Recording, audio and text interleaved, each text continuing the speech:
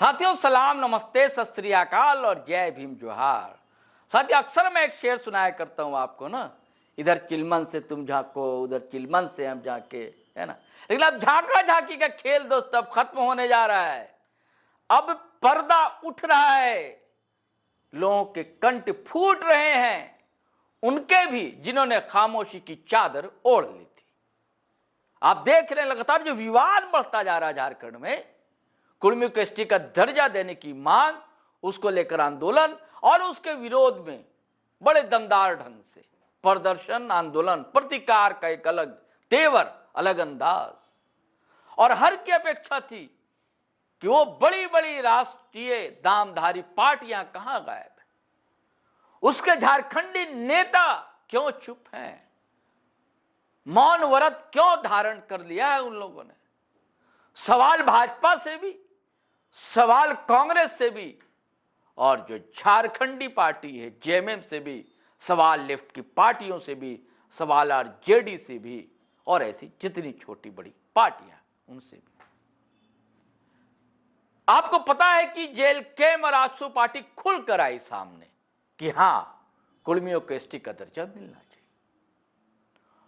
और एक खिड़की खुली भाजपा की ओर से भी, उसके 2 विधायक उस रेल टेका में शामिल हुए, प्रदर्शन में हिस्सा लिया। बगोदर के विधायक थे नागेंद्र महतो और बड़का गांव के रोशनलाल चौधरी, भाजपा के। वैसे आप जानते ही हैं, रोशनलाल जो है आजसू में थे, वो चुनावी जो गठबंधन होता, सीट शेयरिंग का मामला होता, फंस रहा था। तो बात ये हुई, भैया उनको भाजपा में शामिल करा दीजिए, हम उनको जिता देते हैं। तो खैर रोशनलाल चौधरी है तो घोषित तौर से अब भाजपा में वो शामिल हुए थे। लेकिन अब इधर 1-2 दिन पहले मैंने आपको वीडियो सुनवाया था बाबूलाल मरांडी, उनकी भी जबान खुली, उन्होंने भी खुलकर अपनी बातें रखी इस मुद्दे पर कि भैया अपना अपना एक अधिकार है, लेकिन थोड़ा बचते हुए कहा उन्होंने, कोई पक्ष नहीं लिया बाबूलाल मरांडी। लेकिन कांग्रेस के एक लीडर ने पूरी तरह पक्ष ले लिया दोस्तों, एक तरफ खड़े दिखलाई देते हैं। ईटीवी से बात कर रहे थे वो, ईटीवी भारत जो झारखंड है, सुजीत कुमार है, उनकी रिपोर्ट, उनसे बातचीत हुई थी उनकी। तो साफ साफ उन्होंने कहा है, पूरा इतिहास बताया कि कोई नई बात तो है नहीं, कुर्मी तो ट्राइबल रहा है, सूची में शामिल रहा। हम लोग यही बार बार कह रहे थे कि हेमंत सोरेन ने भी किसी चिट्ठी पर साइन किया है। उन्होंने तो यह तक कहा कि कुछ साल पहले बड़ा आंदोलन हुआ था, सभा हुई थी, तो शिबू सोरेन गुरुजी भी आए थे उसमें। ये कौन कह रहे हैं, कौन बड़े नेता कांग्रेस के? केशव महतो कमलेश जी, जिन्हें विधानसभा चुनाव से पहले कांग्रेस लेकर आई थी। और क्यों लेकर आई थी? कि टाइगर जयराम महतो का जो उभार हुआ, इससे बेचैन हो गई थी पार्टियां, भाजपा भी बेचैन थी और कांग्रेस भी। भाजपा अंतिम समय तक प्रयास में लगी रही कि जेएलके से, यानी कि जयराम महतो से गठबंधन हो जाए चुनाव।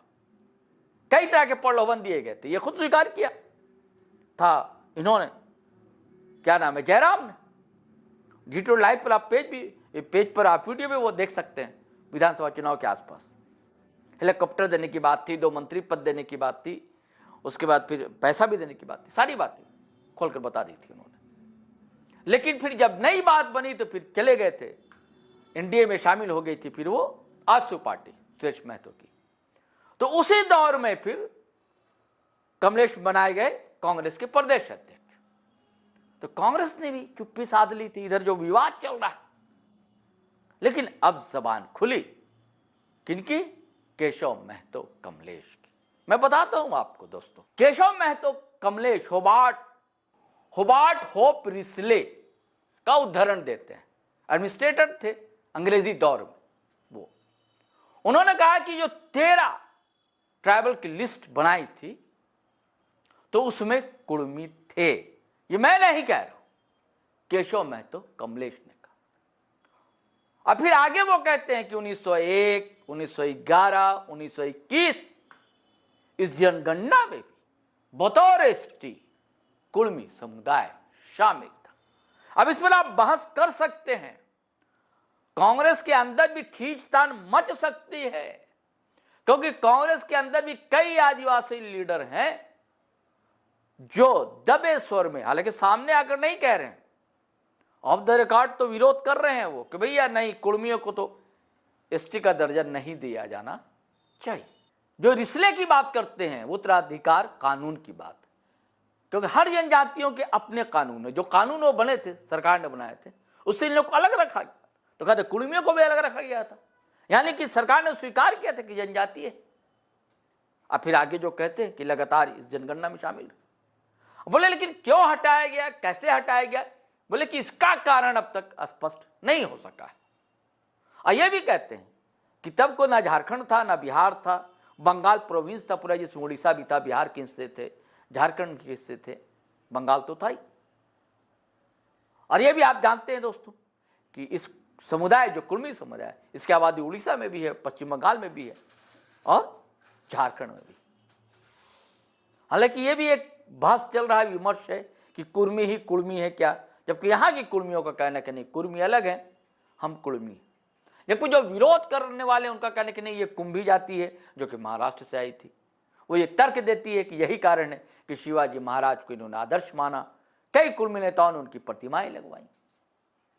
विनोद बाबू ने संगठन तक शिवाजी के नाम से बनाया था, शिवाजी समाज, ये कहना उनका।